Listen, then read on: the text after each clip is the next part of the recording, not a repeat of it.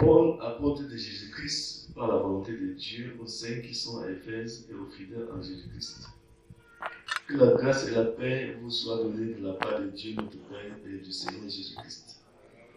Béni soit Dieu, le Père de notre Seigneur Jésus-Christ, qui nous a bénis de toutes sortes de bénédictions spirituelles dans les lieux célestes en Christ.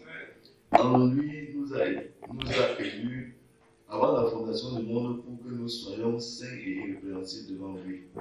Nous ayons prédestinés dans son amour à être ses enfants d'adoption par Jésus-Christ selon le bon plaisir de sa volonté. À la louange de la gloire de sa grâce qu'il nous a accordée en son bien-aimé. En lui, nous avons la rédemption par son sang, la rémission des péchés selon la richesse de sa grâce, que Dieu a répandu abondamment sur nous par toute espèce de sagesse et d'intelligence.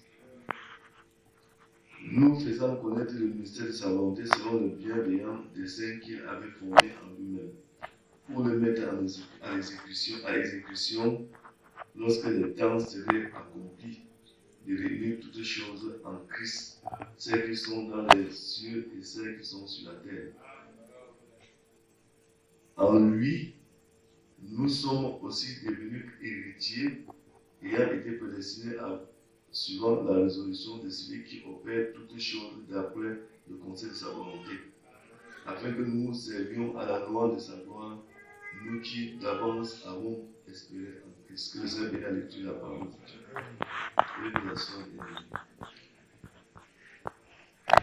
Bon, nous allons présenter la deuxième partie du livre de l'adoption, intitulé l'Épître aux Éphésiens est comparable au livre de Josué.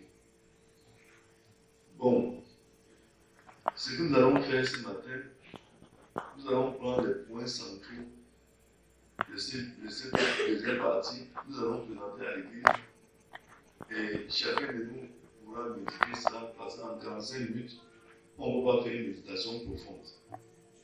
Amen. Bon, bien aimé, je voulais vous prier de considérer ce livre très sérieusement. Ce livre de Josué, ce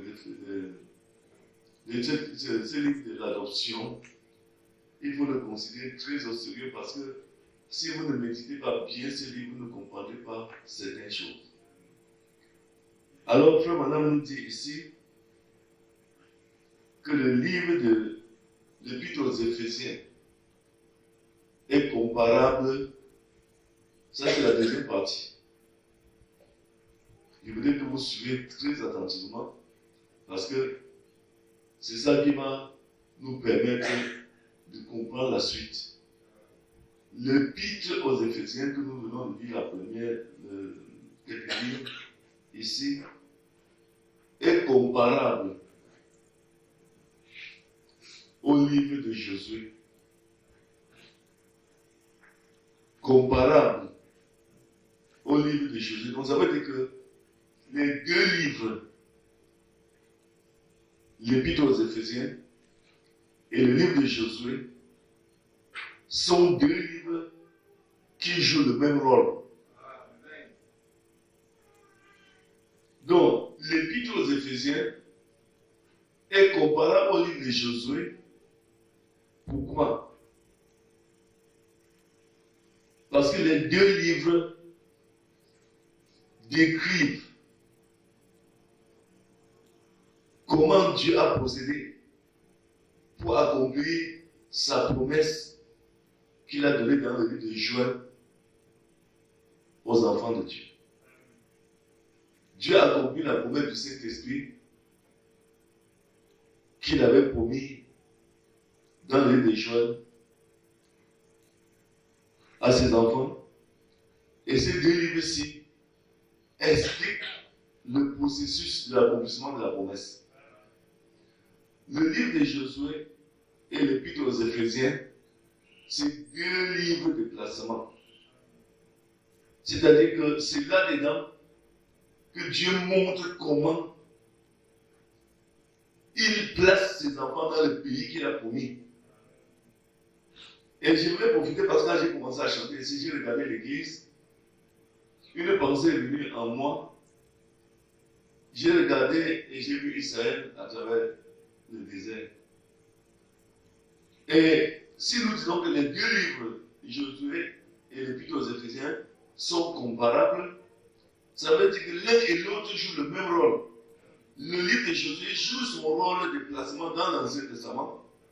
L'Épître aux Éphésiens joue son rôle de placement dans le Nouveau Testament. Donc c'est deux livres qui jouent le même rôle dans deux dispensations différentes. Est-ce que nous comprenons ça? Dans la dispensation, dans l'Ancien Testament, le livre de Josué était le livre de placement. C'est-à-dire que c'est Josué qui a été chargé par le Seigneur de placer Israël dans la terre promise. Maintenant, dans le livre des Éphésiens, c'est le Saint-Esprit qui a été chargé de placer chaque croyant dans le corps de Christ. Est-ce que vous comprenez ça? Donc, ça veut dire que le nom Josué, qui veut dire Jésus Sauveur. Jésus Sauveur. Donc, Jésus veut dire le Saint-Esprit. N'est-ce pas? Josué veut dire Saint-Esprit. Et Josué, dans l'Ancien Testament, est remplacé dans le Nouveau Testament par le Saint-Esprit. Donc, comme Josué avait la responsabilité de placer le peuple d'Israël dans la terre promise, dans le Nouveau Testament, le Saint-Esprit a la responsabilité de nous placer dans le pays promis. Or, comme Dieu avait donné le pays promis, qui était Canaan, la Palestine, à Israël, Dieu aussi a donné le Saint-Esprit comme le pays dans lequel les filles de Dieu doivent vivre. Donc, le Saint-Esprit, c'est Canaan spirituel. Canaan, c'est un pays physique. Le Saint-Esprit, c'est un pays spirituel. Or, je voudrais que vous compreniez cela très attentivement parce qu'il y a parmi nous aussi beaucoup de gens qui ont beaucoup de projets maintenant. Mais Dieu vous dit que vous ne devez avoir aucun projet. Soit pour payer une voiture, soit pour construire une maison avant d'être entré dans le pays. Est-ce que vous suivez ça? Donc, tous ceux qui au désert ont eu des projets sont tous morts au désert. Aucun n'a survécu. Parce que quand nous prenons les deux livres, nous voyons que si vous voulez bien comprendre ce que Dieu a donné de faire avec nous maintenant, lisez l'exode physique. Vous allez comprendre l'exode spirituel. Parce que Dieu interdit à Israël qui sort de la terre d'Égypte de se tourner à gauche ou à droite dans le désert, mais de ne suivre que la colonne de feu et la colonne de nuée. Et aucun d'eux n'avait le pouvoir de cultiver ou bien de pouvoir que ce soit dans le désert. La seule chose qu'ils avaient à faire, c'était de suivre la colonne de nuée, la colonne de feu. Mais dans le Nouveau Testament, la même chose avait été reproduite, mais les gens ne comprenaient pas. Ça veut dire, même si tu as un projet aujourd'hui dans le Nouveau Testament, si tu n'as pas encore eu le Saint-Esprit, ton projet n'a pas le droit de vivre. Vous êtes dans le péché. Si vous entreprenez de cultiver, d'élever, de commercer aujourd'hui dans le désert, quand vous n'avez pas encore le Saint-Esprit, vous êtes dans le péché. Et la même chose se reproduit aujourd'hui, mais les gens ne comprennent pas. Bon, je prends un exemple. Nous avons des personnes qui partent du monde, qui est le type de l'Égypte. Dieu les appelle, il les justifie. Amen. Parce qu'ils ont cru en Jésus-Christ. Après la justification, ils ont engagé la marche du désert, c'est-à-dire la sanctification. Mais Dieu ne les a pas encore permis d'avoir une possession. Mais à peine ils sont entrés dans l'église pour marcher, ils commencent à prophétiser, ils commencent à enseigner, ils commencent à dire qu'ils sont apôtres, ils commencent à dire qu'ils sont pasteurs, alors qu'il ne leur a pas encore été permis d'être ce qu'ils disent. Amen. Amen. Donc Israël, quand il part de l'Égypte, n'avait aucune possession dans le désert. Mais ici, quand on dit à un frère, frère, tu es en train de traverser le désert, il dit non, vous êtes jaloux, il change d'église. Il commence à marcher d'église en église pour chercher là où on va l'accepter comme pasteur ou chef ou administrateur. Frère, c'est une erreur grave. Méditez les deux livres. Parce que le processus, c'est que Dieu, ayant justifié un frère dans le Nouveau Testament, il doit le placer dans le désert il doit le placer dans le chemin de la sanctification. Et la sanctification ici se fait de plusieurs manières. J'écoute la parole de Dieu, je rejette le péché. Je lis la Bible, je médite, je rejette le péché. Le Saint-Esprit me révèle, je rejette le comportement. Le Saint-Esprit me sépare, il me met à part. Et jusqu'à ce que je reçois le baptême du Saint-Esprit. Maintenant, quand j'ai eu le baptême du Saint-Esprit, ce n'est pas encore la possession. Quand je suis baptisé du Saint-Esprit, maintenant, Dieu doit me placer. Alléluia.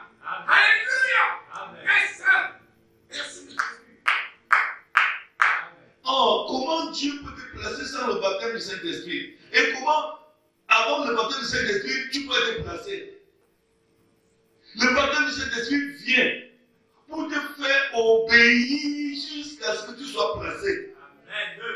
Or, dans le désert, quand le peuple d'Israël est parti de l'Égypte, la première étape, c'était de traverser la mer Rouge. Ils ont traversé la mer Rouge. Vous avez été baptisé dans le nom du Seigneur Jésus-Christ. Maintenant, vous entrez dans la marche au désert, c'est-à-dire la sanctification. Maintenant, pendant que vous êtes sanctifié, vous êtes déjà pasteur, vous êtes déjà diacre, vous êtes déjà administrateur, vous êtes déjà ceci et vous êtes déjà cela. Et ça crée beaucoup de confusion dans l'église. Frère, madame dit, chaque chrétien doit savoir quand est-ce qu'il a reçu le Saint-Esprit. Vous devez savoir le jour que vous avez reçu le Saint-Esprit. Sinon, vous n'êtes pas un bon chrétien. Je vais le lire ici.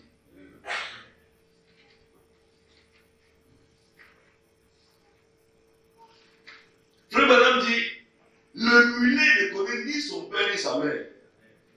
S'il y a une chose abominable sur la terre, c'est le mulet. Alors le mulet, c'est un type de croyant, de soi-disant croyant, qui ne connaît pas le jour de sa naissance et comment il a été né. Parce que le mulet, c'est un croisement entre l'âne et la jument. Il va tantôt être un jument, tantôt âne. C'est un homme travailleur, il travaille beaucoup, mais il ne sait pas où il va. Amen.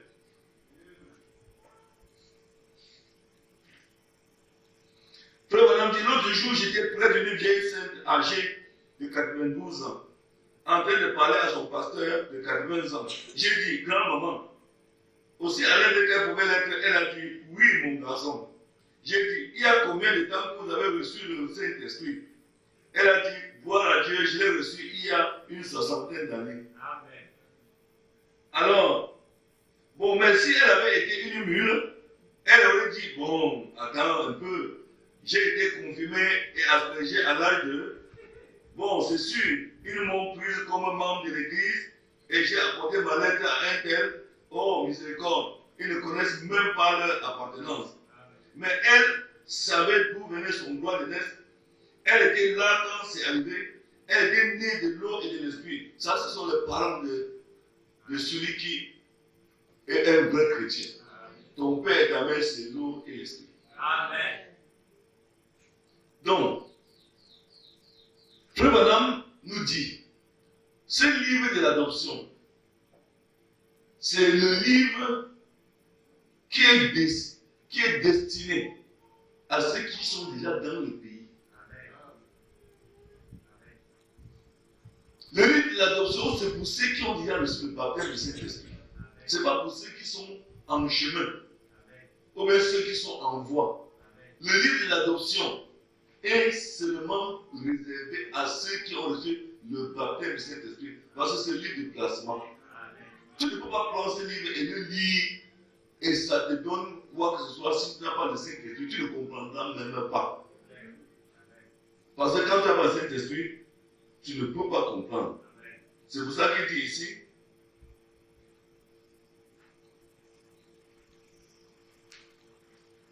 combien ici ont reçu la promesse du Saint-Esprit? N'êtes-vous pas content d'être entré dans le pays? De ce côté-ci maintenant, en train de manger du blé du pays, de manger les choses solides de Dieu, avec une compréhension nette, votre entendement spirituel est maintenant libre de toute confusion. Vous savez exactement qui il est. Donc, frère, le livre de Josué et l'épître aux Éphésiens, ces deux livres sont comparables. Parce que Dieu, dans l'Ancien Testament, a pris Israël dans le pays d'Égypte et il a conduit Israël jusqu'à la terre promise. Et il avait promis Canaan à Abraham. Il avait promis Canaan à Abraham. Bon, je voudrais que nous on prenne ça très simplement pour aller, pour que vous puissiez comprendre. Pourquoi Dieu a promis Canaan à Abraham? Dieu voulait que son peuple ait un pays qui leur appartient. Parce que le peuple de Dieu doit vivre séparé. Le peuple de Dieu ne vit pas mélangé. Et pour que le peuple de Dieu écoute la voix de Dieu et fasse la volonté de Dieu, il doit avoir un pays dans lequel il réside, où il n'y a pas de mélange d'esprit. C'est pour cela que Dieu a promis un pays à Abraham.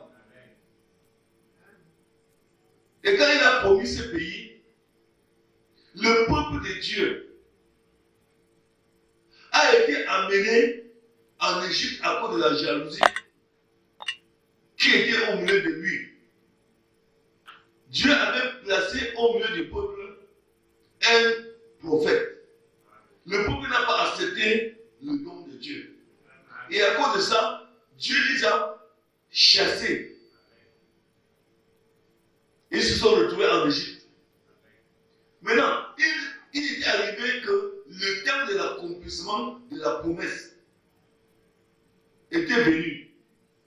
Il était temps que Dieu donne un pays autonome à Israël. Un pied à terre, un endroit où il se trouvait propriétaire. Amen. Bon, maintenant, Dieu a donc commencé le processus d'exécution de son plan. Il appelle un homme appelé Moïse. Moïse va en Égypte pour faire monter le peuple jusqu'à la terre promise. Et c'était un type de ce que nous sommes en train de vivre maintenant. Parce que je peux dire que Dieu a suscité l'Ancien Testament pour qu'on puisse comprendre le nouveau. Parce que sans l'Ancien Testament, on ne peut pas bien comprendre le nouveau. Donc maintenant, qu'est-ce qui s'est passé? Dieu devait donner un pays à son peuple, un pays où ils étaient propriétaires de leur propre pays, où ils ne pouvaient pas dépendre de qui que ce soit, où ils pouvaient cultiver. Parce que nous avons vu que même avant d'aller en Égypte, Israël n'était pas évidemment propriétaire quelque part. N'est-ce pas? Arrivé à Sichem, il a fallu que Jacob commande. Abraham a vécu la même chose. N'est-ce pas? Donc partout où ils allaient, ils étaient des hommes errants. Bon, mais maintenant, Dieu devait les établir quelque part. Il les avait promis un pays. Bon, revenons un peu en arrière. Abraham était de Charan. Son papa était là-bas. Mais Dieu ne voulait rien avec son père. Parce que l'héritage du père d'Abraham n'était pas sous le sang. N'est-ce pas? C'était un héritage un peu, comme on peut dire, souillé. Dieu savait que le peuple qu'il avait, qu'il devait susciter et qu'il a vu avant la fondation du monde, c'était un peuple qui était grand. Il fallait trouver un territoire qui leur correspondait. Bon, maintenant, pour qu'il trouve ce territoire, il a d'abord promis à ces gens, vous aurez un pays à vous. Abraham, de toi naîtra un peuple. Ta descendance sera comme les étoiles du ciel. Ta descendance sera comme le sable au bord de la mer. Abraham a béni Dieu. Et il m'a sans voir ce que Dieu lui avait promis. Il laisse Isaac. Isaac vient Abimelech le menace. Il court de gauche à droite. Mais il n'a pas encore vu la terre promise. Mais il croit. Il meurt aussi. Jacob vient. Le roi de Shichem, tout le monde le trimballe.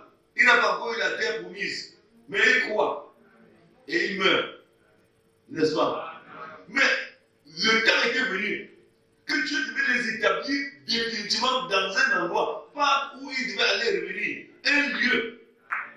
Il dit, bon, maintenant Moïse, je vois que mon peuple a assez souffert en Égypte. Va le faire monter maintenant à la terre de Canaan que je l'avais promis. C'est un pays où pour le lait et le miel. Moïse descend en Égypte. Il y a un processus pour arriver à cette terre promise, à ce pays que Dieu les a donné. Parce que Dieu a donné jusqu'aux limites. Il a donné il a décrit même les limites du pays. La superficie, il a tout donné. Moïse descend en Égypte. Moïse dit, préparez-vous. Parce que dans quelques jours, nous allons partir d'ici. Pour aller là où Dieu nous a prédestinés à vivre. Ils sont donc partis de l'Égypte. Première étape, traverser de la mer Rouge. Deuxième étape, ils traversent le désert. Troisième étape, ils entrent dans le pays promis. Ils s'établissent dans le pays. Et la Bible nous dit, avant d'arriver dans le pays, ils ont traversé 2 cours d'eau. Le premier cours d'eau, c'était la mer Rouge. Symbole du baptême. Le deuxième cours d'eau, c'était le Jourdain, la séparation. Bon, maintenant, avant la traversée du Jourdain, tous ceux qui devaient occuper la terre promise étaient déjà nés. Je voulais que vous me suiviez. N'est-ce pas? Or, la Bible dit que les mamans israélites, quand elles donnaient naissance aux enfants, elles disaient à travers les douleurs de l'enfantement, le lieu où l'enfant devait être situé dans la terre promise. Amen. Elle situait l'enfant dans la terre promise. Alors qu'elle n'était pas. Parce qu'aucune femme de Jacob n'est entrée à la terre promise. N'est-ce pas? Aucune maman qui a donné naissance à ces gens n'est entrée à la terre promise. Mais par le Saint-Esprit, elle donnait l'emplacement et le nom de l'endroit où l'enfant devait se situer. N'est-ce pas? Longtemps après, les enfants avaient marché. Ils sont arrivés à la terre promise en traversant le Jourdain. Lorsqu'ils sont à la terre promise, Frère Branham dit il y avait encore des guerres dans le pays. Pourquoi? Parce que, étant dans le pays, ils n'étaient pas les seuls occupants. Il fallait encore combattre pour posséder la portion que Dieu les avait donnée. C'était déjà eux. Mais il fallait encore des combats pour posséder cela. N'est-ce pas? Bon, nous sommes d'accord. Ça, c'est l'étape dans l'Ancien Testament. Maintenant, nous traversons dans le Nouveau Testament. Nous nous trouvions dans le péché. Parce que la Bible dit, au commencement,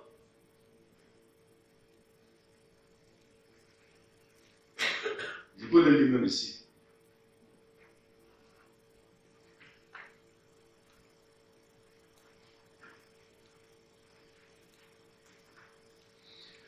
Mais dans Genèse chapitre 2, quand il a fait l'homme, il a dit, je suis Yahweh, ou Jéhovah. Qu'est-ce que ça voulait dire?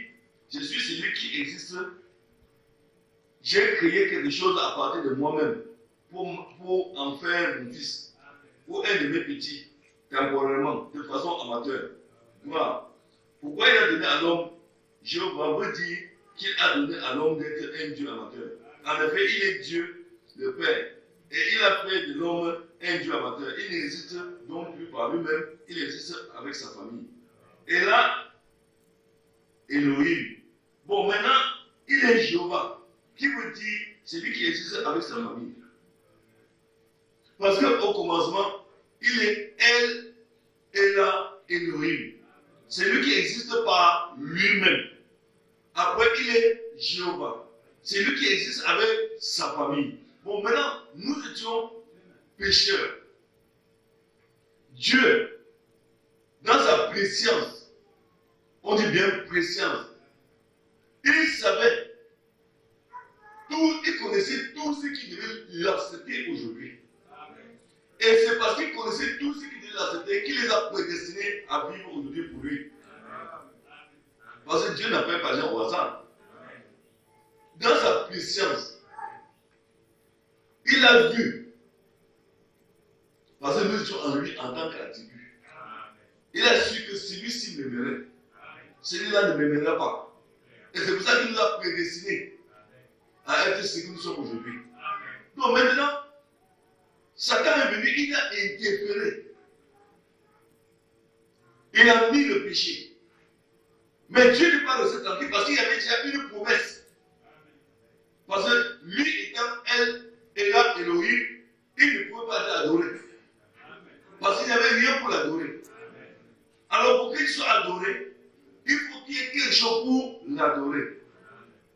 Bon, pour que ce qu'il a dit s'accomplisse, il ne devait pas s'arrêter au jardin d'Éden là où Adam et Ève avaient chuté. Parce qu'avec le péché d'Ève et d'Adam, Dieu nous a déchus de sa grâce. Nous avons perdu la grâce de Dieu. Avec le péché, nous n'étions plus les dieux de la terre. Parce que la Bible dit que l'homme est le Dieu de la terre. Parce que Dieu a créé la terre, il a soumis la terre à l'homme. De manière que l'homme pouvait faire de la terre ce qu'il veut. Parce qu'au temps d'Adam, Adam pouvait dire qu'il n'a pas plus ici, il n'a pas plus. Quand l'animal apparaît, ici l'animal apparaît, donc il n'a pas besoin de fabriquer comme nous le faisons aujourd'hui, il créait simplement. Donc il était un Dieu. Donc c'était un créateur. Adam pouvait, il te regarde comme ça, il dit il veut que tu sois Dieu, tu deviens Dieu. Donc, comme il veut. Mais avec le péché maintenant, il a perdu cela. Mais Dieu ne s'est pas arrêté là. Dieu a donc décidé de continuer son travail.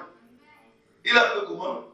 Il a pourvu un sacrifice propitiatoire. C'est-à-dire un sacrifice pour réparer la faute qui avait été commise. Or, le sacrifice propitiatoire, l'agneau propitiatoire qui réserve le Christ, ne peut pas venir de la race humaine. Parce que la race humaine était déjà déchue. Adam même s'était souillé, sa femme s'était souillée, Caïn s'était souillé. Tous ceux qui sont venus étaient souillés, même Abel était souillé. Qu'est-ce qu'il fallait donc faire? Il fallait susciter quelqu'un. Puisque Dieu a créé un Dieu amateur à son image selon sa ressemblance. Or, il ne peut pas aller prendre le corps, ni la chèvre, pour remplacer, pour effacer le péché. Non, il fallait que ce soit celui qui a péché, qui paye le prix du péché. C'est pas ça. C'est pour ça que le diable trompe les Babyloniens. Quand un Babylonien pêche, le diable trompe le Babylonien, va prendre le corps sur autre. Dieu ne peut jamais assister déjà à sacrifice. Le corps là, ça ne peut pas remplacer le péché de l'homme. C'est l'homme qui doit payer pour son péché. N'est-ce pas, frère? C'est pour ça que nous disons que ce sont les idolâtres et Dieu est contre ça. C'est ça qui a amené Dieu à rejeter Ephraim et Dan. L'idolâtrie. Ils sont tournés vers d'autres dieux. C'est ça qui a amené Dieu à diviser le monde d'Israël en deux tribus. Israël et Juda. Parce que quand Salomon est allé sur ses femmes là-bas sur les montagnes pour adorer les dieux des Égyptiens, les dieux des Héthites et tout ça, Dieu a envoyé Jéroboam vers lui pour lui dire, mais mon frère, comment tu peux te comporter comme ça? Et il n'a pas écouté, Dieu a dit qu'il peut payer en Dieu, il a gardé la sémence dans la tribu de Juda. Donc je disais que Dieu n'est pas resté tranquille. Il a donc dit, je veux susciter un moyen pour réparer la faute de l'homme afin que ma parole puisse s'accomplir. Parce qu'il faut que j'ai un peuple qui m'adore. Est-ce que vous savez qu'on n'adore pas encore Dieu? On ne l'adore pas encore. Parce que ce que nous faisons là, ce n'est pas l'adoration. On ne doit commencer à adorer Dieu quand on aura un peuple parfait. Pour le moment, ce n'est pas pour l'adoration. Il y a un mélange, il y a pendant que les gens de la rue. Mais ça, il ne doit pas sortir. Oui, frère. C'est quand Dieu va crier ses élus, crier, il y a qui les enfants dans le million, qui ont l'adoration.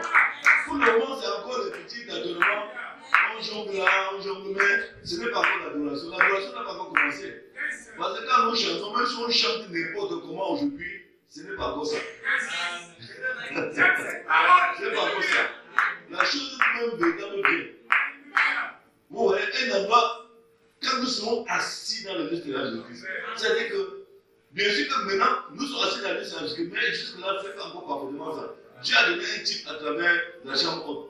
Parce que dans la chambre haute, les 120 étaient des mêmes pensées, des mêmes idées, les mêmes sentiments. Et c'est pour ça que cet esprit est obligé de venir habiter au milieu. Et cet esprit peut habiter ici. Parce que si on sort des esprits, les gens, on va voir même d'autres qui le condamnent là maintenant. N'est-ce pas?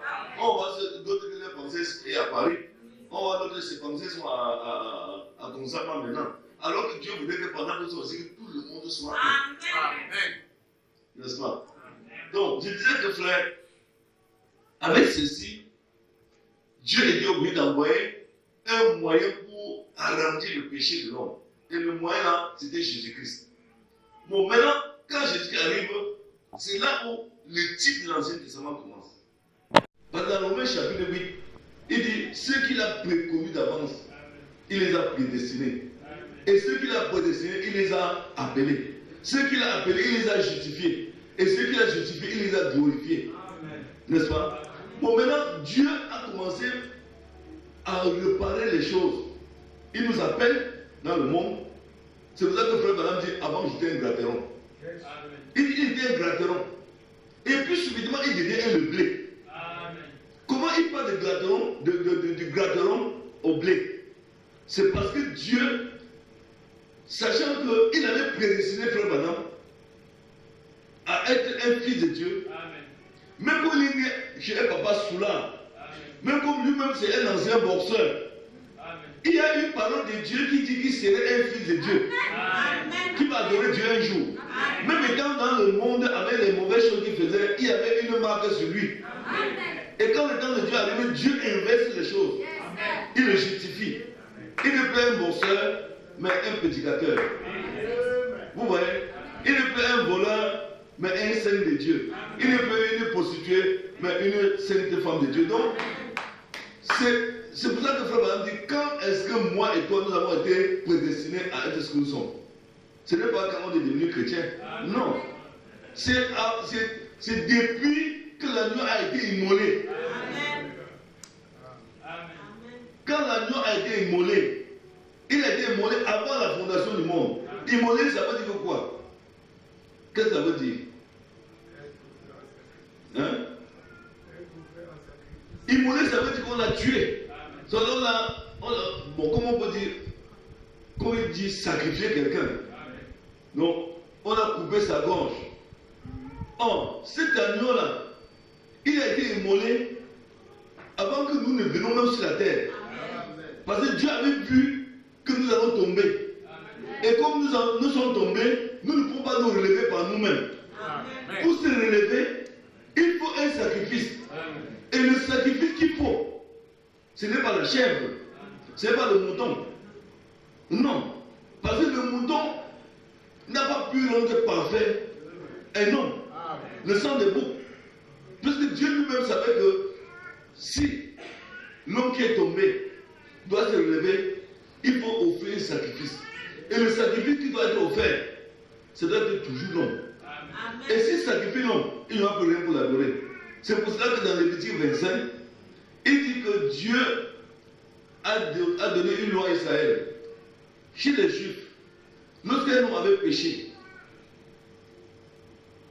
il s'était vendu. Lorsqu'un homme s'était appauvri, il s'est vendu. Pour le racheter, il faut un proche parent. Or, Dieu ne peut pas prendre un proche parent de l'homme sans qu'il soit l'homme. Le proche parent de l'homme, c'est l'homme. Mais où est donc l'homme qui ne pêche pas? C'est qui? Il n'y a que lui-même Dieu, qui est le plus proche parent de l'homme. Et c'est pour cela que Dieu était obligé de venir prendre la place de l'homme, parce que lui, il était sans péché. Parce qu'il faut un agneau sans défaut pour expier le péché de l'homme. Et l'agneau sans défaut, c'est qui? Ce n'est pas une chèvre. Et là, on a offert tout ce sacrifice tout au long de l'Ancien Testament. Ça n'a jamais rendu l'homme parfait. L'homme, il offre le sacrifice le matin, à midi, il est en train de pécher. Or, qu'est-ce que dans le sacrifice qui pouvait, une fois pour toutes, résoudre le problème de l'homme? C'était le propre sang de l'homme. Et maintenant, le sang là, ça ne peut pas être un sang souillé, comme celui d'Adam. Non. Il fallait le sang d'un homme sans péché. C'est pour ça qu'il a suscité Jésus. Il a fabriqué lui-même Jésus.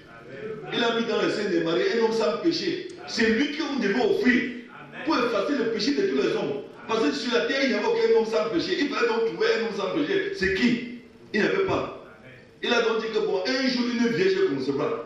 Et quand la vierge va donner naissance à un enfant, c'est cet enfant qui va payer le prix de tous les péchés. Il a donc trouvé Jésus comme le saint sacrifice sans défaut qu'il fallait lui présenter pour qu'il pardonne l'homme. C'est pour ça qu'il a fabriqué Jésus. Et les gens ne comprennent même pas ça. Les gens ne comprennent pas parce que Dieu s'est fait un corps de chair. Parce que c'est lui-même Dieu qui doit être offert en sacrifice. Or, comment on peut offrir l'esprit en sacrifice? Il fallait fabriquer un corps à cet esprit qu'il fallait couper la tête. Vous voyez un peu? On ne peut pas offrir. Dieu est un esprit. Il ne peut pas offrir un esprit en sacrifice. Or, l'homme a été fabriqué à l'image de Dieu selon sa ressemblance. Or, maintenant, pour que Dieu lui-même soit offert à sacrifice, parce que Dieu s'est offert à sacrifice pour moi et toi. Mais Dieu ne peut pas, on peut pas tuer Dieu. Bon, il faut qu'on lui fasse un corps qui ressemble, non? Pourquoi on a tué le corps de Dieu? Et Dieu est sorti, il est parti. Le corps est resté là comme sacrifice sur la croix. C'est pour ça que moi et toi, on peut être pardonnés. Est-ce que vous comprenez ça? Parce que sans ça, on n'aurait jamais eu accès au ciel.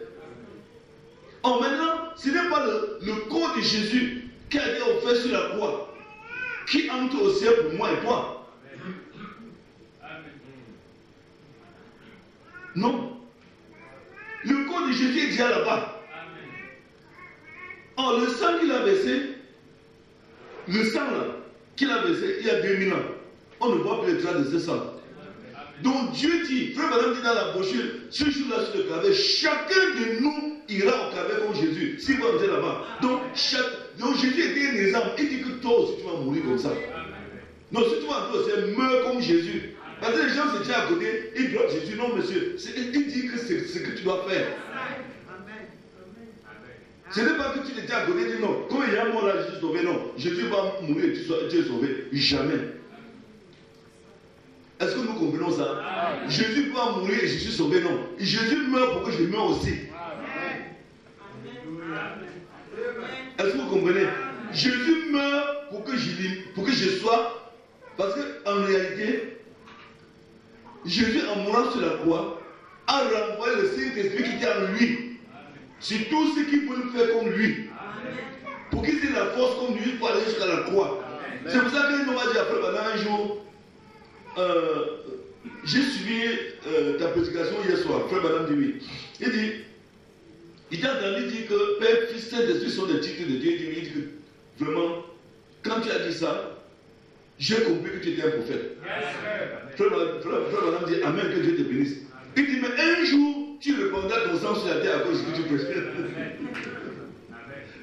Il a dit, frère Madame, un jour, tu répandras ton sang sur la terre parce que tu es prophète. Et frère Madame dit effectivement. Donc le monsieur dit à frère Madame, c'est même ici dans la brochure d'adoption. Il dit à frère Madame que tous les prophètes meurent pour ce qu'ils prêchent. Or, si tu es un véritable fils de Dieu, un véritable fils de Dieu prédestiné à la vie, tu vas mourir comme Jésus est mort. Les gens vont dire, mais donc ça veut dire que tous les élus meurent dans le sang? Oui. Jean est mort sur le lit, mais il a été sacrifié à cause de sa parole qui péchait. Vous comprenez ça? C'est-à-dire que les gens ne peuvent pas mourir par complaisance. Tous les fils de Dieu meurent à cause de la parole de Dieu. C'est pour ça qu'on dit tous les prophètes meurent à Jérusalem. Jérusalem, c'est la parole. Donc, chaque fils de Dieu meurt dans la parole de Dieu à cause de la parole. Il défend la parole jusqu'à ce qu'il meure. Est-ce que nous comprenons ça? Donc, moi, je crois que, frère, nous, on doit souvent bénir Dieu pour ce qu'il a fait pour nous. Parce qu'un grand Dieu comme ça, il devient un bébé dans le ventre d'une femme parce qu'il veut te sauver. Il faut de l'amour pour ça. Bon, nous allons rentrer en arrière. J'étais en train de prendre le titre du Nouveau Testament. Et dans le Nouveau Testament, nous sommes passés de la justification à la sanctification. Maintenant, de la sanctification au baptême du Saint-Esprit. C'est 3 étapes. Il y a eu 3 étapes dans le désert, il y a eu 3 étapes dans le Nouveau Testament. Dans le Nouveau Testament, il y a la justification, la sanctification, le baptême du Saint-Esprit. Or, quand Dieu t'a justifié, tu ne dois pas t'arrêter à la justification. Quand tu t'es sanctifié, tu ne dois pas t'arrêter là. Tu dois continuer. Et même quand tu as reçu le baptême du Saint-Esprit, tu ne dois pas t'arrêter au baptême du Saint-Esprit. Non. Le baptême du Saint-Esprit vient maintenant pour que toi, tu puisses obéir totalement. Bon, je vais expliquer ça. Je ne sais pas. Je voudrais qu'on comprenne ça plus profondément. C'est-à-dire que la promesse que Dieu nous a faite en ce temps de la fin, c'est quoi? La promesse que Dieu nous a faite en ce temps de la fin à tous les chrétiens, c'est quoi? C'est le Saint-Esprit. Bon, le Saint-Esprit, c'est à quoi? Le Saint-Esprit, maintenant, il sert à nous faire marcher sans erreur, sans faute. Parce que les gens ne comprennent pas que quand Dieu te donne le Saint-Esprit, ce n'est pas pour que tu aies été vanté au quartier, c'est pour que tu puisses obéir. Parce que sans le Saint-Esprit, tu ne peux pas comprendre le sens de la parole. Sans le Saint-Esprit, tu ne peux pas comprendre le sens même de la vision. La vision, ce n'est pas le son que vous avez la nuit. C'est le but à atteindre. Sans le Saint-Esprit, tu ne peux même pas aimer. Sans le Saint-Esprit, tu ne peux pas te laisser conduire. Sans le Saint-Esprit, tu ne peux pas avoir le courage de venir ici. Sans le Saint-Esprit, quand vous voyez quelqu'un se lève matin et il va par l'église, parce qu'il n'y a pas le Saint-Esprit. Oui. Ne dis pas que je suis à l'église chaque dimanche, ça ne veut rien dire. Si tu ne viens pas à l'église tous les jours, c'est parce que tu n'as pas encore le Saint-Esprit. Nécessaire d'aller la quantité de Saint-Esprit qu'il faut pour obéir. Le Saint-Esprit ne peut pas te faire rester à la maison quand tu as cru le mercredi ou le vendredi. Le Saint-Esprit ne peut pas te mettre en colère quand un frère te reprend. Le Saint-Esprit ne te donnera jamais de parler mal de ton frère. Le Saint-Esprit ne peut pas te faire critiquer. Le Saint-Esprit te fait toujours accepter, puisque le Saint-Esprit c'est Dieu. Oh, qu'est-ce qu'il a fait quand il était dans Jésus? Il s'est laissé m'amener. Il s'est laissé humilier. Le Saint-Esprit ne te fera jamais, jamais te mettre en colère devant un frère, même si tu as raison. Quand tu vois un homme qui a le Saint-Esprit, on ne te dit pas qu'il a le Saint-Esprit. Par son comportement, tu comprends. Je ne parle pas de limitation. Oh, le Saint-Esprit vient faire quoi dans le corps de croyant? Le Saint-Esprit vient te permettre d'accepter le test qui n'est pas facile d'accepter. Regardez.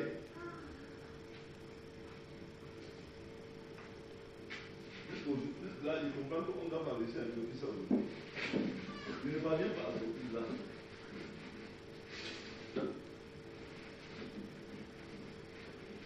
Vous voyez bien ici. Bon, supposons que ici,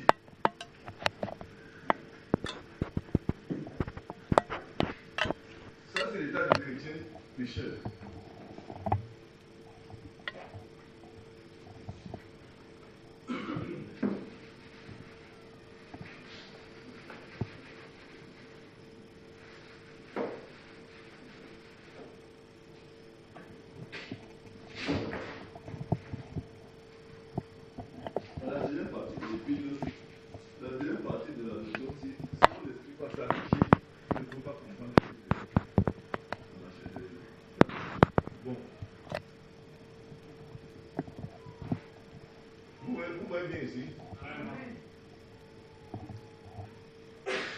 Avant de commencer,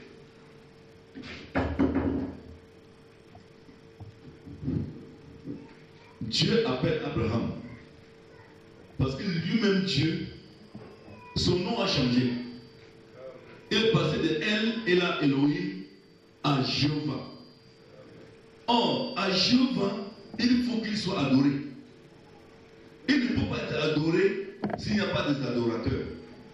Il appelle Abraham pour qu'Abraham suscite un peuple qui doit l'adorer. N'est-ce pas? Bon, maintenant, pour que le peuple l'adore, il doit avoir un pays dans lequel ils habitent. Et maintenant, le pays dans lequel ils habitent n'est pas encore vu. Et il va les conduire là-bas. C'est pour ça que vous avez vu, quand Dieu a fait sortir Israël du pays d'Égypte, après qu'ils aient traversé la terre, la mer Rouge, l'une des choses importantes que Dieu a fait, c'était quoi? Qu'est-ce qu'il a fait? Il a donné 2 tables de la loi. C'était en vue de quoi? En vue de l'adoration. C'est peut-être pour que ce qu'ils disent, Dieu reçoive. Parce que c'était une loi pour les faire vivre de manière à lui plaire.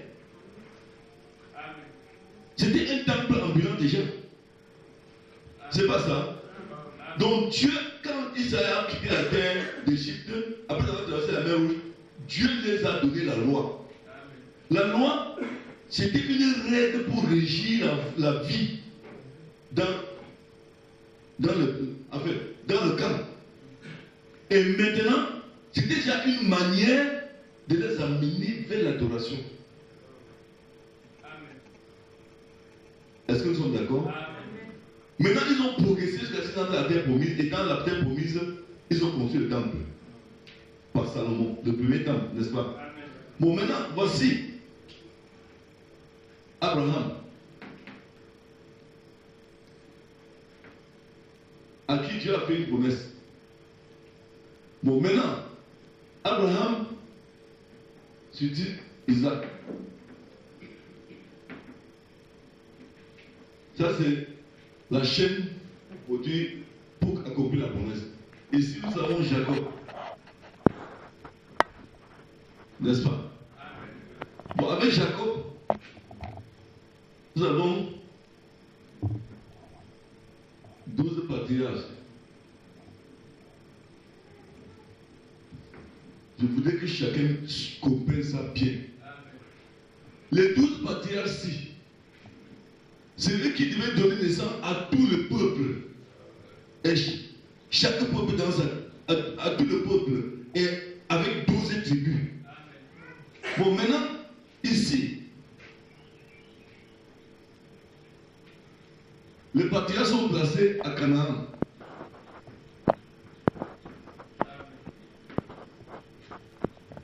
Ça, c'est le pays. Ça, c'est le pays de Canaan. Ça, c'est l'héritage. Ça, c'est la promesse de Dieu. Parce que Canaan, c'est la fin. C'est là où Dieu devait conduire le peuple pour qu'il puisse résider. Bon, maintenant, il y a un processus. Pour arriver là-bas à Canaan, Abraham devait passer par des étapes. Par des étapes. Abraham, il part de Ur en Chaldée. C'est ça? Il marche. On ne peut pas citer parce que c'est tellement beaucoup. N'est-ce pas? Celui-ci se trouve ici à Sichem. N'est-ce pas? Il était établi ici, n'est-ce pas? Il a été établi ici, oui ou non? Jacob se trouve ici en Égypte.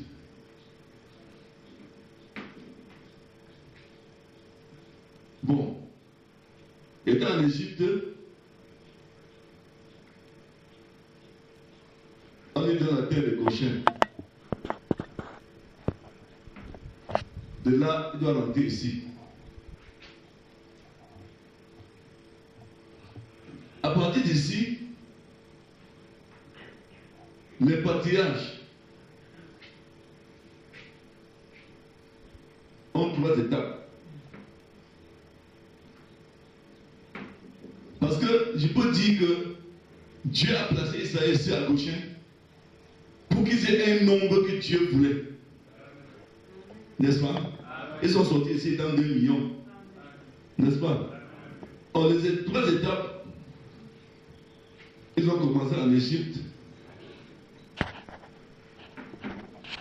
au désert, et ils sont entrés à la terre promise. Bon, c'est cette partie-ci qui nous intéresse. C'est cette partie qui nous intéresse. Je vais d'abord prendre ici le cas du Nouveau Testament. Si j'ai fait une erreur, vous m'aider. Ici,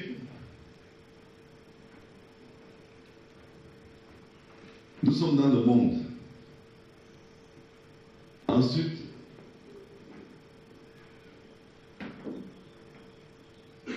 nous avons la justification.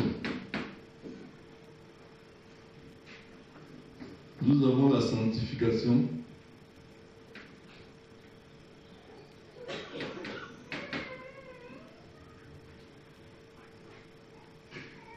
Nous avons le baptême du Saint-Esprit.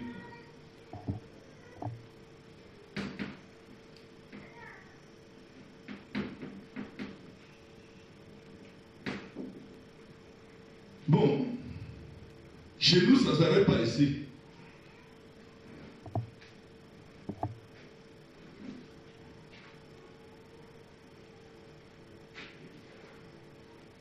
Nous avons le millénium.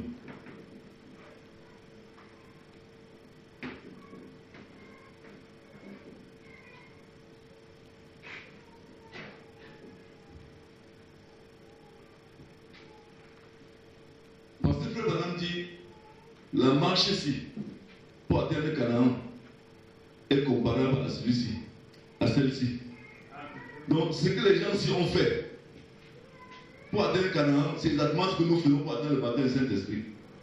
Mais nous attendons pour le baptême du Saint-Esprit. Nous, on va continuer dans le million.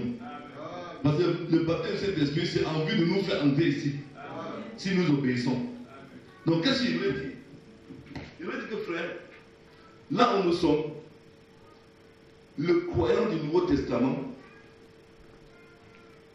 a 3 étapes de marche et après quoi il est placé dans le million. Tout comme dans l'Ancien Testament, ils avaient aussi 3 étapes de marche pour entrer dans la terre de Canaan, la terre que tu avais promise. C'est pourquoi Frère Branham dit l'épître aux Éphésiens est comparable au niveau de Josué.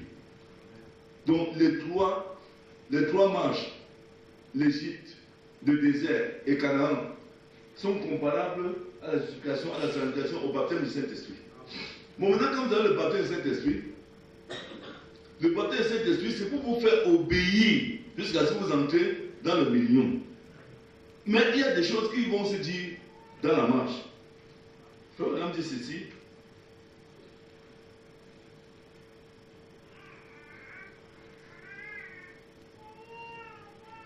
Mais les croyants, l'équipe de Caleb et Josué, qui continuent à avancer vers la promesse, ils ont poursuivi leur route pour entrer dans le pays. Ils se sont emparés du pays et ils se sont établis dans le pays. Ils en ont pris possession. Bon, regardez.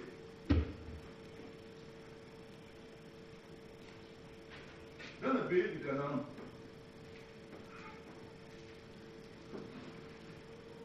il y avait 12 tribus. Et chaque tribu avait sa portion, n'est-ce pas? Bon, maintenant, dans le pays du Saint-Esprit,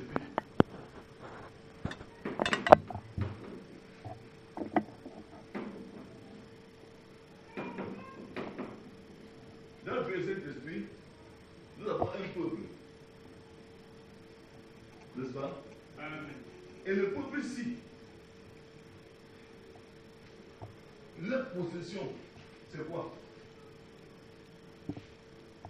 Parce que chaque tribu avait une terre. Nous sommes d'accord? Parce que j'ai l'impression que vous ne comprenez pas ce que vous appelez votre portion. Chaque tribu avait une portion.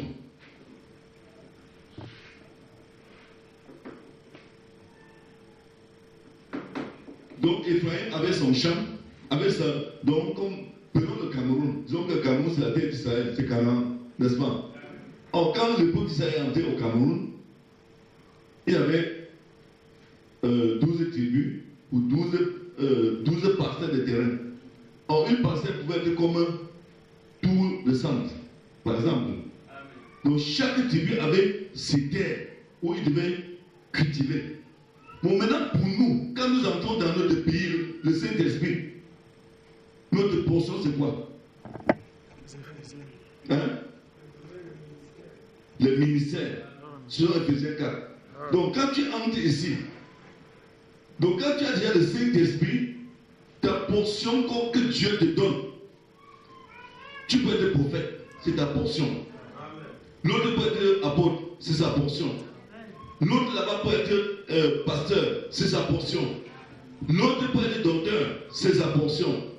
Un peut avoir des visions, c'est sa portion. L'autre peut avoir le don de ceci, c'est sa portion. Donc, comme Israël entrant dans la terre promise, avec chacun un territoire, ton territoire que Dieu te donne maintenant, c'est là où Dieu te donne des essais dans le corps de Christ.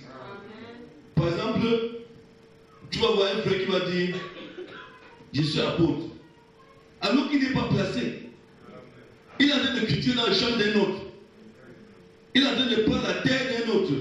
Dieu dit, il y a 3 étapes pour que tu connaisses ta portion. Justification, sanctification, baptême du Saint-Esprit. Maintenant, quand tu as le baptême du Saint-Esprit, ce n'est pas encore ta portion. Ta portion est dans le baptême du Saint-Esprit, mais tu ne connais pas encore. Il faut que tu sois orienté. Que tu sois un frère ou une soeur. Quand tu as le véritable baptême du Saint-Esprit, Dieu doit te donner ta place. Où tu dois régner. Puis dans le millénium, chacun de nous aura un endroit où il... C'est pour ça que la Bible dit, celui qui vaincra dans la Odyssée, je le ferai asseoir sur mon trône. Comme j'ai vaincu et je me suis assis sur le trône de mon père. Frère Madame vient, il dit, le trône là, ce n'est pas une chaise, c'est un domaine.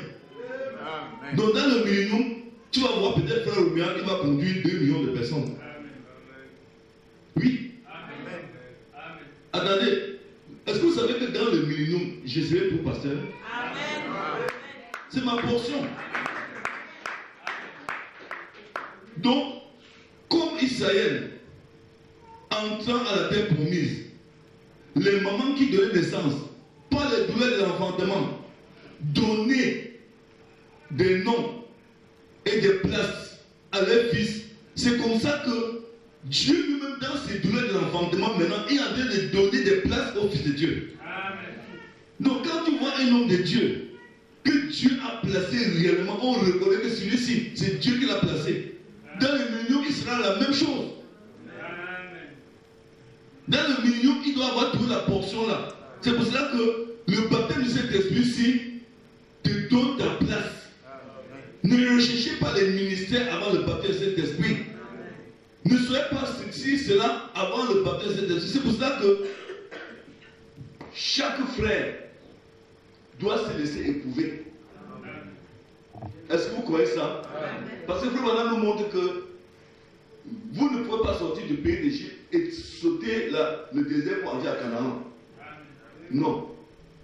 Il y a un processus. Je vais lire encore si vous allez comprendre. Je ne sais pas si il y a j'ai même pas pu introduire mon niveau les commentaires. Bon, on va arrêter. Je ne sais pas si vous avez retenu quelque chose. Amen. Parce que ce que nous devons dire ici, on ne l'a pas dit. J'ai été piégé sur un point, je suis resté là-bas. Mais, on a oublié de revenir.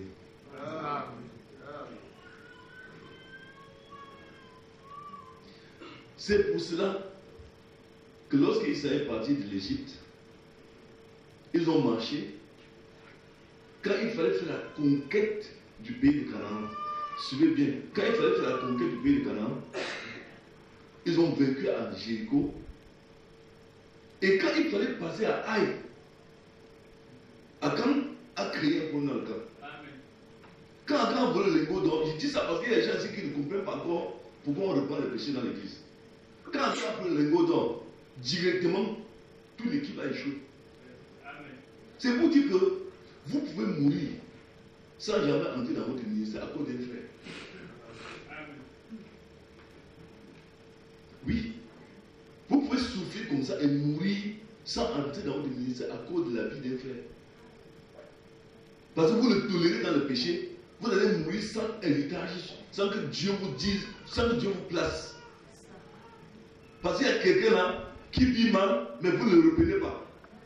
Vous le laissez faire ce qu'il veut, parce que vous l'aimez. Monsieur, mes frères, ce n'est pas biblique. Ce n'est pas biblique. Parce que le péché de Akan a amené Israël à perdre 36 hommes à Haï. Ils ont fui devant l'ennemi qui était moins nombreux que eux. Et qu'est-ce qui s'est passé? Josué a dit stop à tout. Pas question d'avancer. Ils ont fait comment? Ils ont publié un jeûne de 7 jours et Dieu a désiré Abraham. Bon, maintenant, dans le Nouveau Testament, qu'est-ce qui se passe? Voilà un frère qui suit l'église, on le laisse. On est très spirituel, sa vie, c'est pas la mienne. Tu mens. Amen. Tu mens. Amen. Sa vie, il est à la tienne. C'est pas pour dire que l'apôtre Paul a parlé d'excommunication. Si un frère fait ce qui n'est pas bien, on l'avertit, il ne comprend pas. Il a 30 jours, il ne peut pas changer. On l'excommunie. Parce qu'étant dans le camp, il tient captif tout le corps de Christ. Et vous ne pouvez pas avancer avec lui quand il est dans le péché. Parce que Dieu vous regarde à travers ce qu'il fait. C'est quand vous tous vous serez devant Dieu sans tâche. Que Dieu, parce que quand Dieu entre dans l'église, si le Saint-Esprit descend ici, le Saint-Esprit ne doit pas regarder l'église à travers ceux qui ne pêchent pas. Il dit on reconnaît la foi d'une chair au moment le plus faible. Il doit commencer par le pécheur. C'est comme ça qu'il qualifie notre église. Donc je voudrais dire ceci. Frère Madame dit que si nous entrons dans l'esprit de Dieu, beaucoup de choses vont changer. Qu'est-ce que ça veut dire entrer dans l'esprit de Dieu? Si, ici ce matin, chaque frère pense du bien de l'autre, chaque sœur pense du bien de l'autre, s'il n'y a pas de querelle, il n'y a pas de rancune, il n'y a pas de haine, il n'y a pas de ressentiment, et que si le diacre, et il dit que le diacre, c'est réellement sa place que Dieu a donnée. Quelqu'un dit que l'administrateur, c'est réellement la place que Dieu lui a. Parce que c'est ça qui fait problème. Parce que tu ne vas pas être administrateur parce qu'il faut. Non, tu es administrateur parce que Dieu a dit. Tu es diacre parce que Dieu a dit. Et le pasteur doit être à sa place. La soeur qui est assise dans le banc là, elle est à sa place. Chez elle à la maison, elle est soumise à son mari. Frère, le diable ne peut pas passer même tout autour des doigts. Il dit même autour des doigts, il ne passera pas. N'ont pas l'église. Autour des doigts, le diable ne peut pas. Parce que le Saint-Esprit doit trouver un groupe dans lequel il est vrai. C'est pour ça que quand le diable trouve qu'il y a un groupe qui menace la sécurité de Satan sur la terre, il introduit dans le groupe quelqu'un qui va commencer à critiquer les autres, à m'appeler les autres, et quand l'église doit être infectée par ça, sa force est finie. C'est pour cela que vous ne comprenez pas. Quand un frère ou une soeur vient à côté de toi pour parler mal de l'autre, frère, quand tu le laisses faire, tu es contaminé. Et tu as pris un virus. Tu as pris un virus comme le sida. C'est ce que vous ne comprenez pas. Oh, vous allez voir que les gens vont venir, ils vont prier, ils ne vont pas guérir. Pourquoi? Au nom de Jésus-Christ. Et qu'est-ce qu'il est en train de faire? Il est en train d'amener les gens à se tourner contre la parole de Dieu. C'est ce que vous ne comprenez pas. Vous pouvez avoir un problème ici, on prie 3 ans, vous ne guérissez pas. Vous n'avez pas de solution. Pourquoi? Parce qu'il y a un interdit dans le camp. Le Saint-Esprit ne peut pas exaucer vos prières. Vous mettez quand vos prières, le Saint-Esprit se moque de vous. Il ne réagit pas. Parce que le Saint-Esprit qui guérit le malade, il est dans la salle, il n'est pas à côté, il est dedans. Mais quand il constate que l'ordre n'est pas établi dans l'église, il ne peut pas se joindre à ça. C'est pour ça que la Bible dit de prier les uns sur les autres. Et quand tu vois un frère qui vit mal, frère, il ne faut pas tolérer. C'est pour ça que j'ai dit au diable ce matin, au frère Gaspard, on a dormi ici ensemble. Moi, frère Gaspard et frère Blaise. Je lui ai dit, avec frère Jacques, on a dormi ici ensemble. Je lui ai dit que, frère, il n'y a pas de sentiment. Tenez-vous aux 2 portes. Une seule qui vient, qui est dans cette église avec les petits robes, ne parlez même pas, faites souvent le doigt comme ça. Oui, faites le doigt comme ça. Les cheveux machin, faites le doigt comme ça.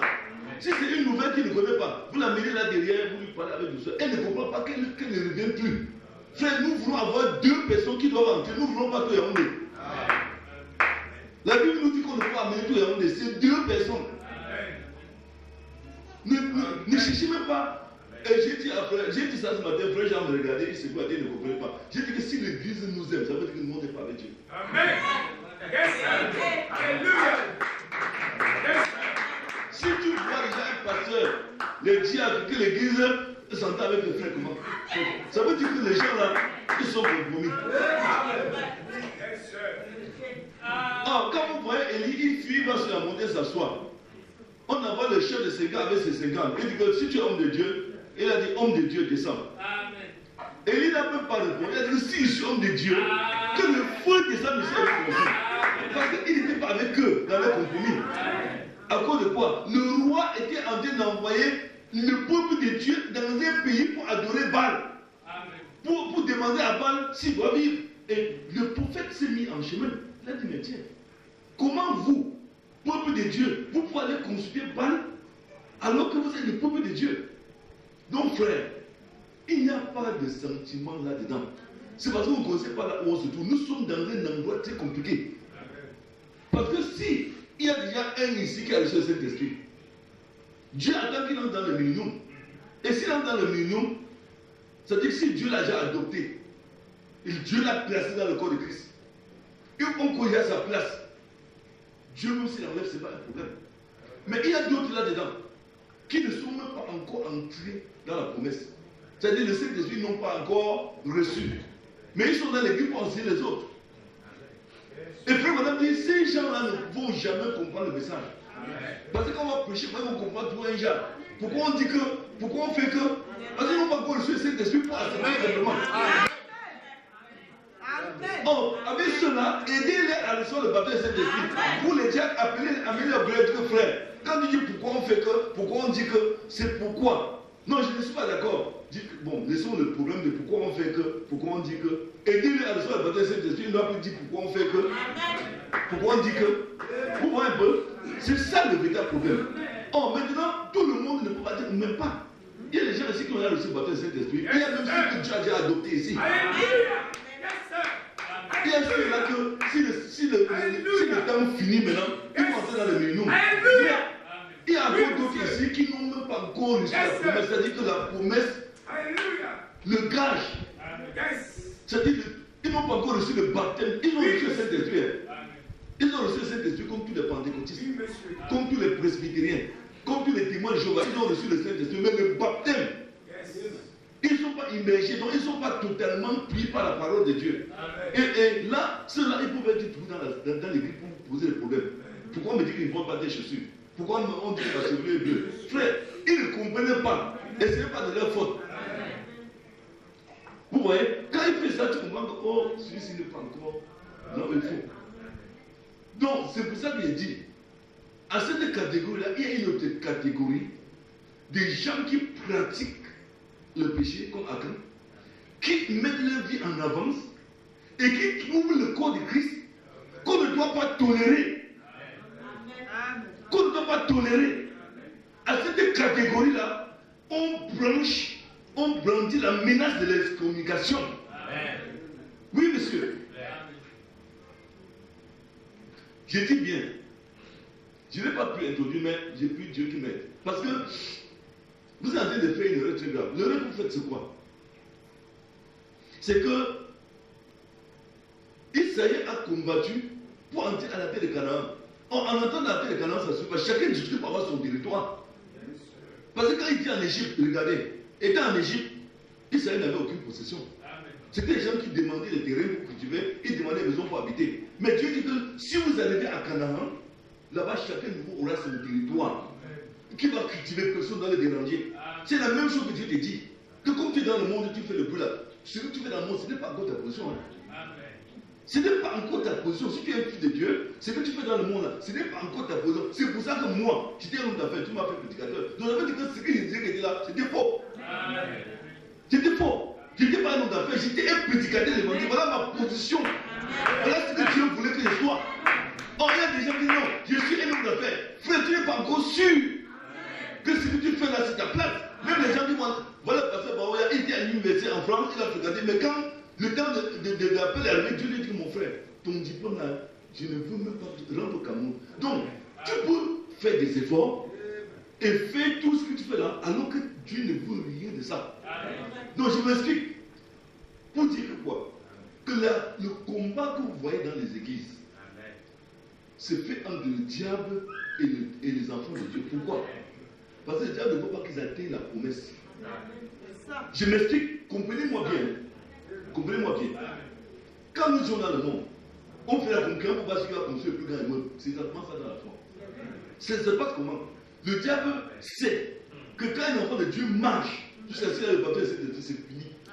Maintenant, quand il a le baptême de cet esprit-là, Dieu va lui donner une portion du ciel. Il sera propriétaire là-bas. Donc nous luttons, quand on dit le baptême Saint-Esprit, c'est pour être propriétaire d'une partie du ciel. Comme Israël a lutté pour quitter l'Égypte, aller hériter une partie de Canaan. C'est exactement la même chose.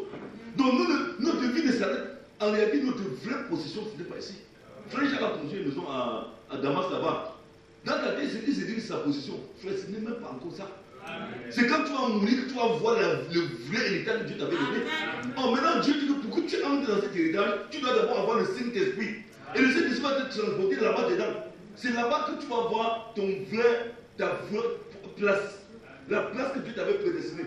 Bon, pour le moment, pour que tu arrives au baptême de Saint-Esprit, il y a les combats. Dieu te dit, ce n'est pas toi de ceci. Je veux plus que tu manges ceci. Je veux plus que tu ailles là-bas. Je veux plus que tu t'habilles comme ça. Pour que lui, il vienne. Quand on dit le baptême de Saint-Esprit, ça veut dire que Dieu habite en toi. Pour te transporter dans le pays qu'il a préparé pour toi. Et il dit bien que cet endroit-là, il a construit. Amen. Dieu a déjà construit de ses propres mains. Ta maison, il a construit. Puisque le million est différent du ciel. Sachez-le. Le million, c'est 1000 ans de vie sur la terre. Mais le ciel, c'est autre chose. Puisque quand le million finit, Dieu détruit la terre sur laquelle nous sommes. Il détruit le ciel. Il t'amène dans notre pays qu'il a construit. Amen. Ne croyez pas que dans le million, on ne vit pas éternellement dans le million. Non, il y a une fin de million. Amen. Comme la fin de la terre, mais nous ne mourrons pas dans le million. On passe d'un pays à un autre. Donc, comment on peut dire que bon, quand tu as le baptême Saint-Esprit, on te place à Douala. Après, quand le temps qu'on t'a donné à Douala fini, on t'amène à Paris. C'est exactement ça. Donc, frère, nous sommes ici pour lutter pour avoir le Saint-Esprit en vue de posséder notre portion. Amen. Vous comprenez? Oh, malheureusement, les gens, au lieu de lutter pour aller hériter cet endroit-là, ils sont aussi pour dire que non, il faut que j'ai 3 voitures. L'autre dit il faut que j'ai 4 maisons. Ça te sert à quoi?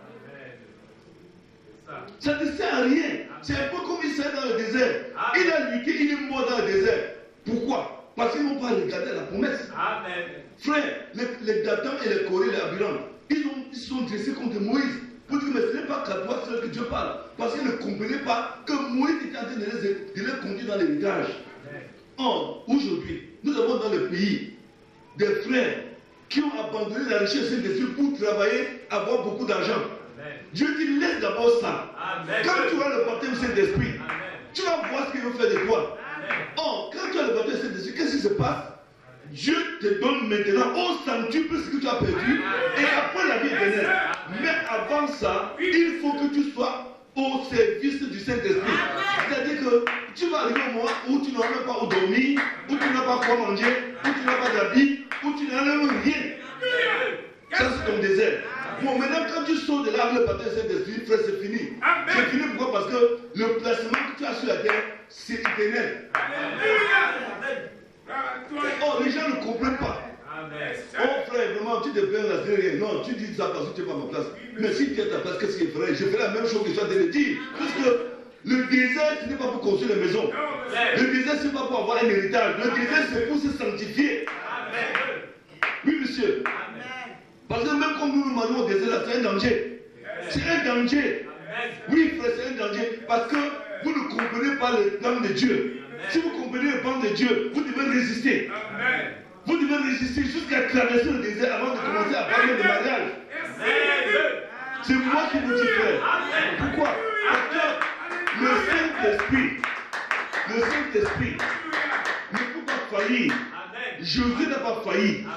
Dieu a dit à Josué, lève-toi, fais traverser ce peuple le Jourdain et place-les dans le pays. Josué n'a échoué nulle part. Puisque la Bible dit que Josué a répété par intuition ce que les femmes en accouchant les enfants ont dit. Il a placé chacun à sa place. Il n'a failli en rien. Donc le même Josué, il est sur la terre sous la forme du Saint-Esprit pour te faire entrer dans la possession que Dieu t'a donnée. Quand Dieu te dit que je te place dans telle église comme pasteur, frère, bénis-le. Bénis-le.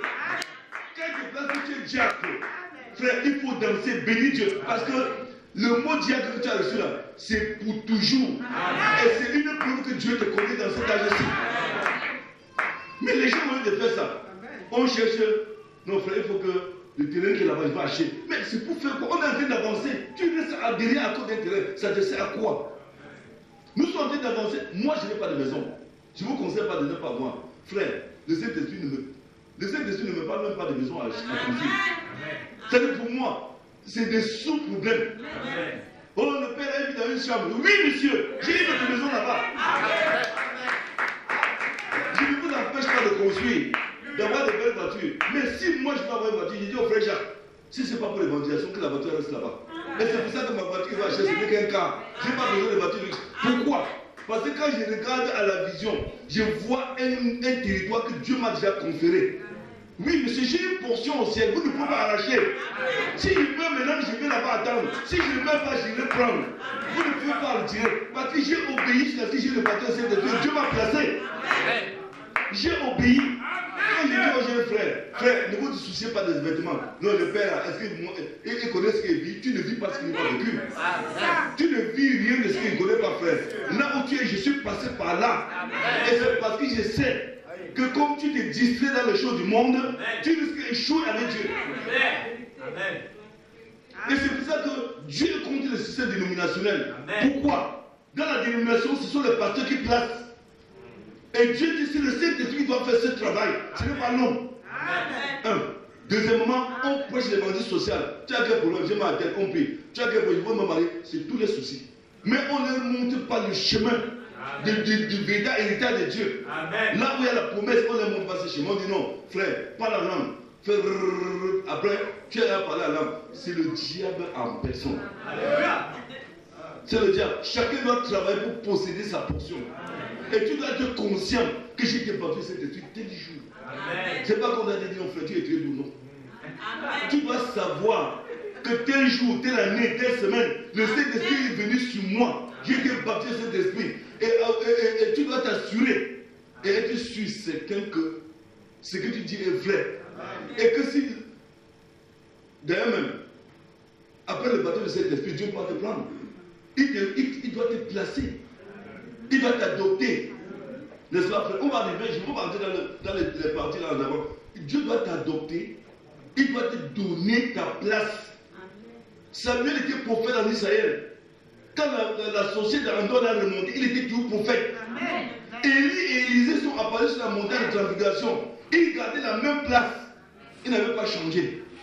Ce sont les choses qui sont acquises sur la terre, ce n'est pas au ciel. C'est ici. Donc les trois étapes, justification, sanctification, baptême, Saint-Esprit, c'est pour que tu hérites le pays. Et après avoir hérité le pays, ça te suit dans le milieu, que le Seigneur vous bénisse.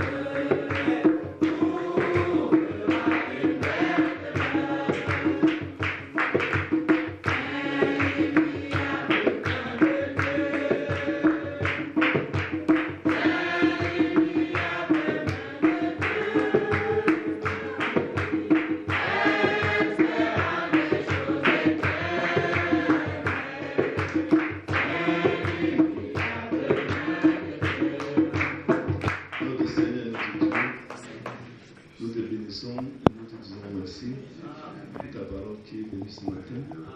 Ouvre l'entendement de tes enfants, Seigneur, afin qu'ils puissent garder ces paroles. Bénis les offrandes qui ont été apportées. Sanctifie-les et dispose-les pour l'avancement du royaume.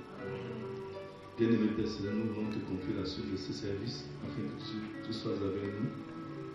Bénis le peuple de Dieu qui est présent ici, alors que nous te demandons au nom de